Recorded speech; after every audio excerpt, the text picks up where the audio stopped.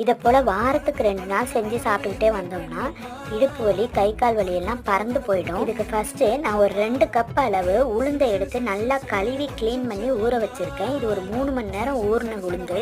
இதை மிக்சி ஜாரில் போட்டு கொஞ்சம் கொஞ்சமாக அரைச்சி எடுத்துக்கலாம். கொஞ்சம் கொஞ்சமாக தண்ணி விட்டு அரைச்சி நல்லா கெட்டியாக அரைச்சி எடுத்துகிட்டு வந்துடலாம். இதை போல் எல்லா உளுந்தையும் அரைச்சி எடுத்துக்கலாம். நல்லா திக்காக இருக்குது பாருங்கள். இட்லி மாவு பதத்துக்கு இருந்தால் கரைஞ்ச மாவுலேயே ஒரு 2 வெங்காயம், ஒரு கேரட், ஒரு பச்சை மிளகாய் இது எல்லாத்தையும் சின்ன சின்னதாக கட் பண்ணி சேர்த்து இதுலேயே ஒரு ஸ்பூன் அளவு முழு மிளகு சேர்த்துக்கலாம். இந்த அடைக்கு தேவையான அளவு உப்பு சேர்த்துக்கலாம். நான் ஒரு டேபிள் ஸ்பூன் அளவு தூள் உப்பு சேர்க்குறேன். கொஞ்சமாக ஆப்ப சோடா சேர்த்துக்கலாம். எல்லாத்தையும் நல்லா கலந்து விட்டுக்கலாம்.